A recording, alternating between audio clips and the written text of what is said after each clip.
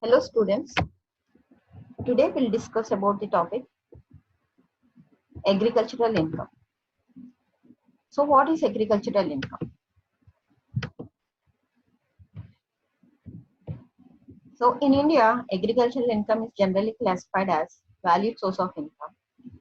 It comprises income from agricultural land and commercial projects produced from it, or even you are earning income from building on which the building is related to any agricultural, the building is situated on any agricultural land.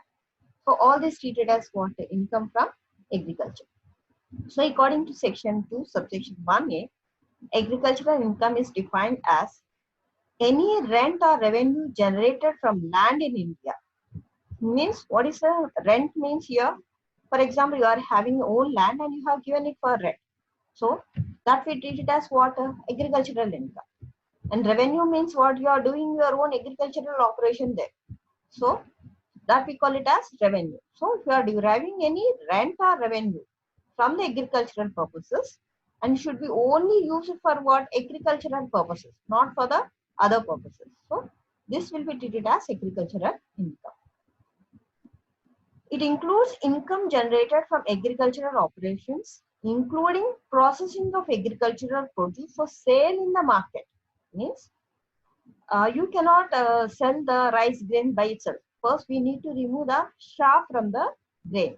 Then only we can able to sell it in the market. So the main processing activity has to be taken place for selling the produce. And income earned from farmhouse, which may be used as storing or dwelling unit. Means, for example, you are having your own farmhouse and you have given it for a rent, where we have to use that farmhouse for only storing of the agricultural produce or tools or equipments or animals or even whatever agriculture as a storage unit. So this is also treated as what? Agricultural income. Any income which is earned by selling saplings or seed grown in nursery, this is also treated as agricultural income. And you have received any share or profits received from your partner who is engaged in agricultural activities is also called as agricultural income. And next point is income received from the building situated near the agricultural land will be treated as agricultural income if the mentioned conditions are satisfied. Means you are having a building near that agricultural land.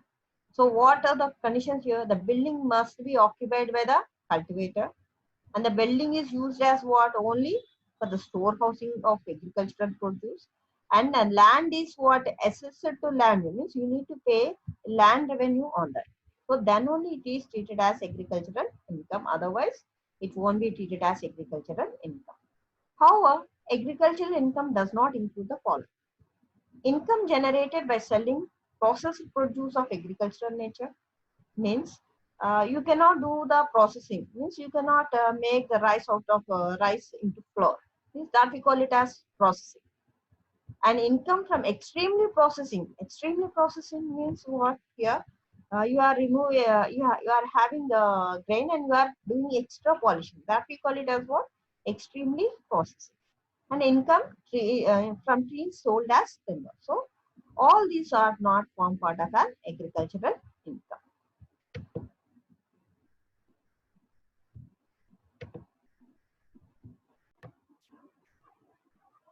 Hello students, now we will continue the topic tax calculation with agricultural income. Here means how to integrate agricultural income with non-agricultural income. As we know, income from agriculture is exempted from tax under section 10 subsection 1 of Income Tax Act 1961. But the following conditions should be satisfied to calculate the tax liability. Here the first condition is income from agriculture should be more than rupees 5,000. If it is less than 5,000, no integration will be done.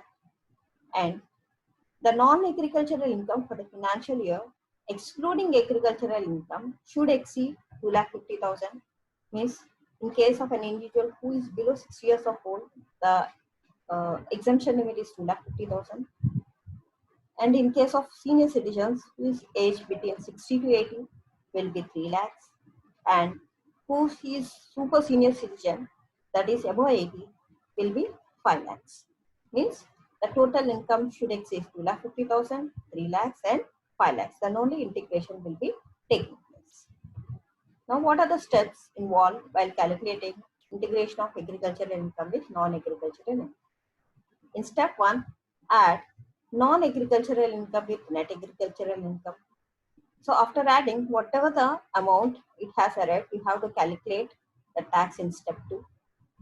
And then in the step 3, add the net agricultural income you have earned with the exemption limit available to the SSC.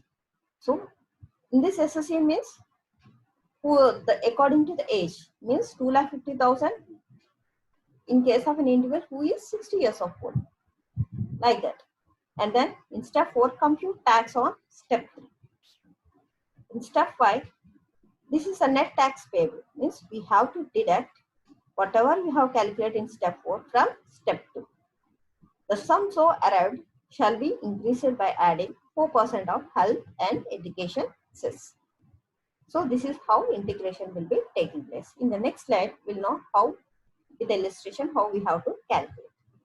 So this can be illustrated as follows. For example, an SSC has his taxable income 4,80,000. This we call it as non-agricultural income. And agricultural income is 50,000. Means the income is exceeding 5,000 here. Here also the income is exceeding 2,50,000 or 3 lakhs or 5 lakhs. Not for 5 lakhs, for 3 lakhs. So he is a citizen who is below 60 years of age.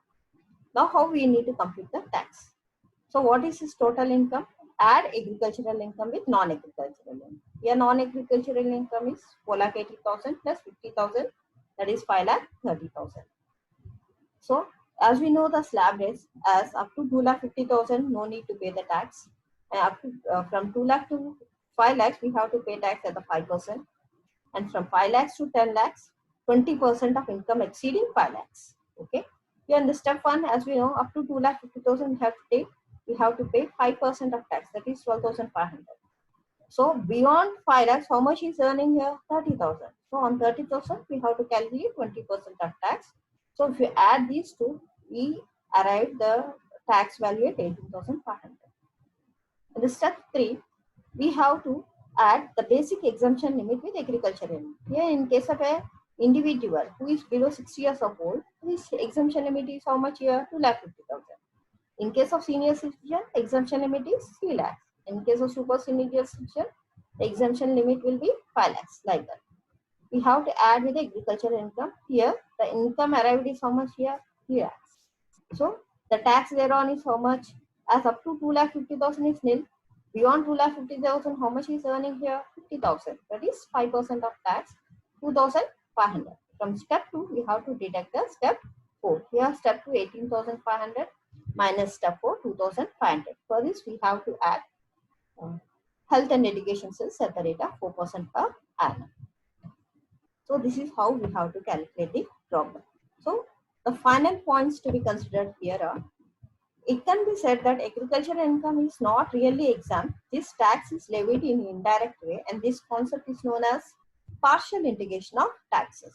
Means completely we are not exempting the agricultural income, but to some extent we are exempting the agricultural income.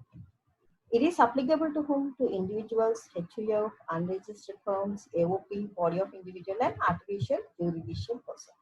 So the two conditions which need to satisfy for partial integration are: the net agricultural income should exceed 5,000 and the non-agricultural income should exceed the maximum amount not chargeable to tax. Okay. So, thank you.